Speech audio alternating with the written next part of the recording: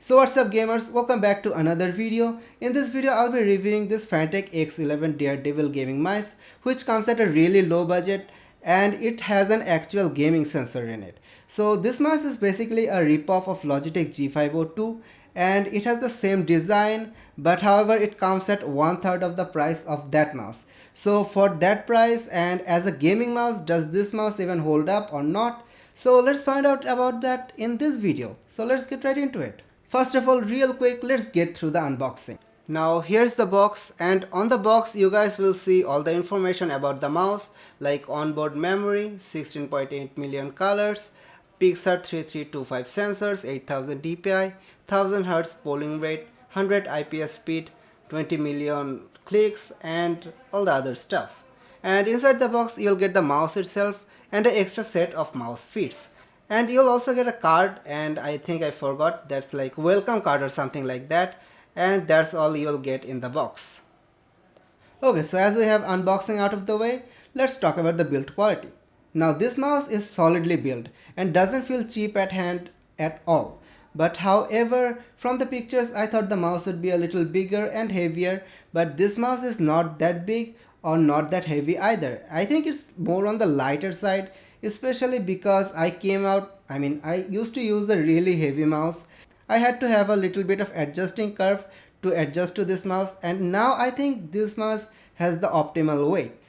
So size wise, this mouse is 5 inches long and 3 inches wide. As you guys can see from the video that this mouse is actually made with a glossy plastic, and for that this mouse is actually quite slippery. And now to counter that slipperiness, this mouse on the side have this kind of textures. Now these textures do help a lot in the gripping, but they capture a lot of dirt and they are really hard to clean. As you can see, it's a little dirty right here. Now as I said, the mouse is the ripoff of Logitech G502. The design of both mouse are quite similar, but however this mouse doesn't have any scroll lock. Now to be honest, I really like the design. It feels really good at hand and it's really comfortable to use as well.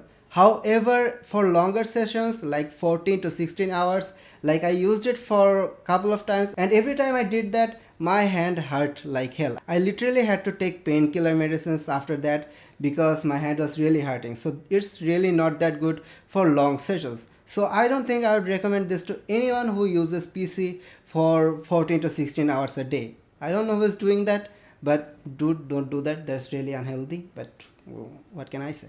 In case if you're wondering what the bottom side of the mouse looks like, well, here it is. Here you can see all the mouse feet, the optical sensor, and in case if you haven't noticed yet, there is also a LED.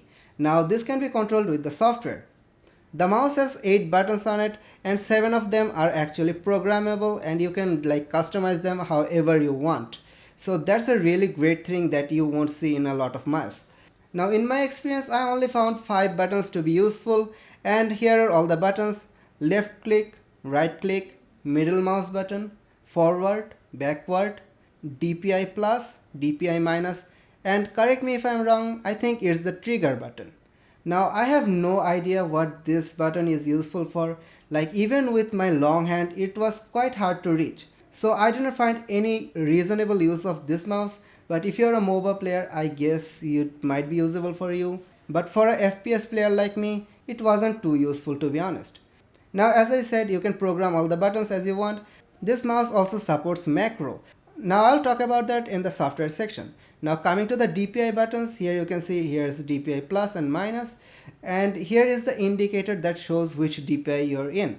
So if you guys can see, as I'm pressing the minus or plus button, the indicator is increasing or decreasing its light.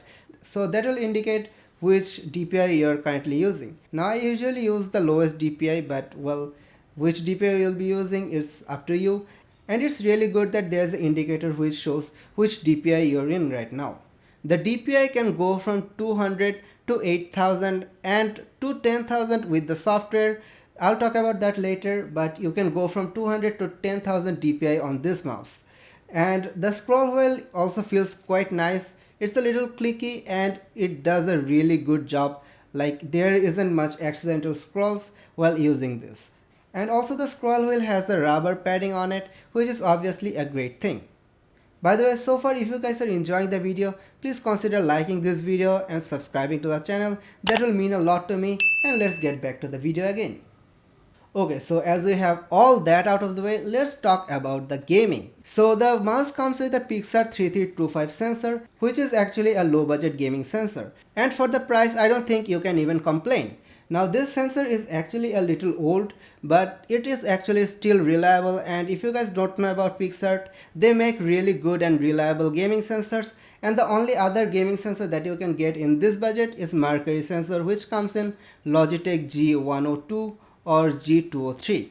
Now my gaming experience with the mouse has been really good. I didn't have any issues with this mouse. Like the polling rate is 1000 Hz and the IPS rate, which is like inches per second rate, is 100. Now usually the ideal IPS rate is considered 150. So if you're using your mouse like too hard, like flicking too hard, you might have spin out issues, but in my experience I didn't have any spin out issues unless I was like trying to make it happen. So here's a little showcase of the sensor.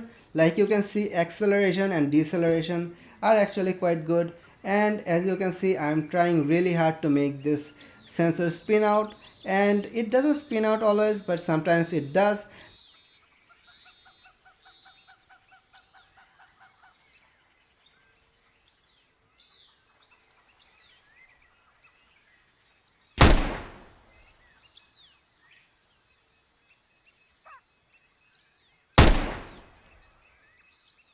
Get ready!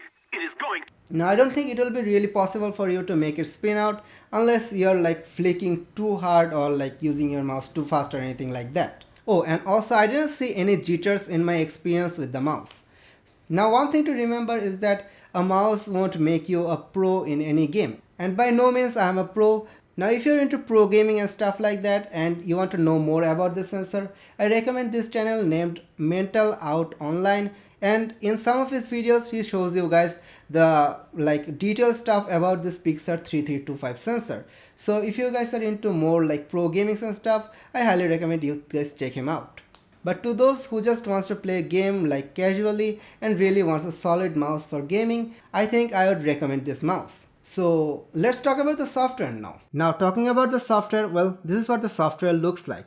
Now as you guys can see, here are all the settings. From here you can customize all the buttons, like you can customize this button to any buttons that is like set here. You can even use key configurations like keyboard buttons and stuff. And here are all the buttons. I mean, you can configure literally all of them. One has to be set to left button. It can be configured, but you have to have a left button. And also here you can see all the report rate, sensitivity, and then scrolling speed and stuff like that. And on the advanced tab, you'll find the DPI. So here you can see I have set my mouse to 400, 500, 3000, 4000. I don't use these DPIs. I just use it like use 400 and 500. Now as I said, you can go up to 10,000 from software.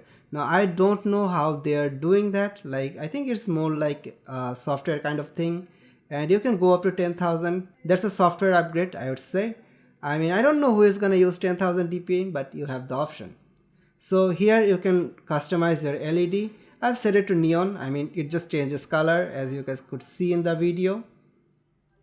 And here is the macro option. So just by pressing set record, you can create a macro list. Then you can set it to your mouse from the macro options. Here is the macro option, and from here you can set any buttons to that macro recording. And here is the support page. There's no use for this one, but however you can like export or import profile if you want to. So well, that's all there is to the software. Now as we have all that out of the way, I think you guys got a little clear idea about the mouse. So let's talk about the pros and cons about this. So first of all, let's go to the pros. So first, this mouse is good looking. I mean, I think it's good looking, and then it has a good build quality. And then it has an actual gaming sensor. The mouse has a lot of buttons and most of them are programmable. That's a really good thing. And last but not least, this mouse has actual RGB lighting and they are all controllable. Now let's talk about the cons. So first of all, I think the sensor is actually a little old. Then I think the mouse is a little slippery. As I said, the plastic is glossy and slippery plastic. And then the mouse is not that ideal for long sessions. So that's all I can say about this mouse. I hope you guys liked the video, and if you guys did, then please consider liking and subscribing to the channel. So and I'll see you guys in the next video.